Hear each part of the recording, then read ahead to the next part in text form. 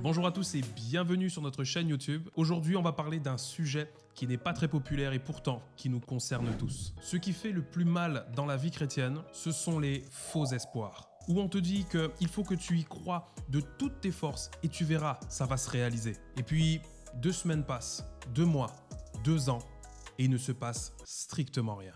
Et à ce moment, la déception commence à habiter dans ton cœur. Et là, plein de raisonnements aussi viennent dans tes pensées. Dieu n'existe pas, Dieu ne m'aime pas, Dieu m'a oublié ou Dieu n'entend pas mes prières. Et lorsqu'il arrive ces choses-là, il y a 2 réactions qui sont possibles. Soit tu commences à inventer des dogmes qui vont justifier le pourquoi Dieu n'a pas agi, du genre « j'ai pas assez prié, j'aurais dû jeûner plus, fallait que je sois à genoux pour cette prière ». Ou au contraire, il fallait que je sois debout. Ou non, il fallait que je prie à telle heure pour qu'il n'y ait pas d'obstacle à ma prière. Ou soit la 2e réaction où tu es réellement déçu et tu crois que la vie chrétienne est une arnaque. Et je vais être honnête aujourd'hui, c'est vrai que nous les chrétiens, on a tendance à cacher parfois la réalité de la vie chrétienne. On montre beaucoup ce qui fonctionne, on montre également ce qui se réalise et on a moins tendance à montrer ce qui ne marche pas. Et à la base, faire ça, ça part d'une bonne intention parce qu'on se dit que si on parle des choses qui fonctionnent, qui se réalisent, alors ça va stimuler la foi de d'autres chrétiens.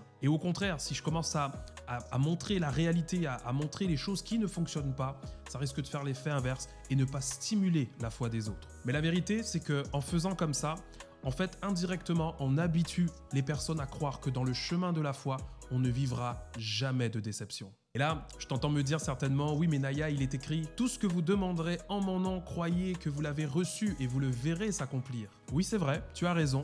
Parle-moi de tous ces versets qui te montrent que tout va fonctionner pour toi. Et je te parlerai de tous ces versets qui parlent de la déception des héros de la foi, de leur trahison, du chemin difficile qu'ils ont parcouru. Je te parlerai certainement de Joseph, qui était destiné à briller et être l'étoile de la famille. Et à aucun moment dans sa tête, il s'est dit qu'un jour il serait trahi par ses frères, qu'il passerait même par la case prison. Alors j'aimerais te parler à toi qui as peut-être perdu la foi. J'aimerais te dire que la foi est un mystère. On n'aura pas tout réglé aujourd'hui et on ne va pas tout comprendre non plus. La foi est un voyage. Il y a des choses que tu vas vivre aujourd'hui et que tu ne vas pas comprendre tout de suite. Ça ne sera que des années plus tard que tu vas comprendre pourquoi tu as dû traverser par ce désert. Il y a des questions qui n'auront jamais de réponse et il faut l'accepter et vivre avec ça. Et je sais, ce n'est pas très populaire ce que je suis en train de dire en ce moment, mais c'est aussi une facette de la foi avec laquelle il faut composer. Nous avons tous déjà vécu une déception, que ce soit dans le décès d'un proche, en se disant « Seigneur, interviens pour ne pas qu'il y ait cette fatalité » ou dans la maladie et que finalement, la guérison ne vient pas. Mais aujourd'hui, j'aimerais t'encourager à aborder la déception sous un autre angle. Faisons en sorte que la déception ne nous éloigne pas de Dieu, mais que la déception nous fasse mûrir.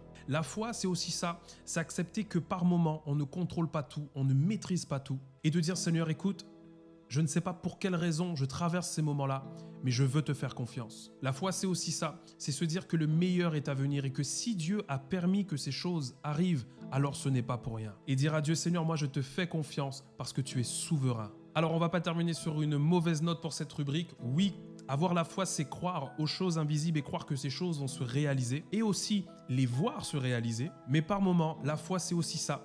Accepter le fait de voir que certaines prières ne sont pas exaucées, qu'il y a des situations qu'on ne maîtrise pas, mais de se dire que si Dieu a permis que cela arrive, ce n'est pas pour rien. Alors je me relève en croyant que le meilleur est devant moi, que le meilleur est à venir. Alors aujourd'hui, relève-toi et sache que le meilleur est devant toi. N'oublie pas de liker cette vidéo, de nous dire en commentaire si toi aussi tu as été déçu et de quelle manière Dieu t'a relevé. Et de nous lâcher un petit pouce bleu dans la vidéo, de partager cette vidéo, de t'abonner si ce n'est pas encore fait. Nous les amis, on se voit dans la prochaine vidéo la semaine prochaine. Vous étiez sur El Shammah Gospel dans la rubrique Urban Grace.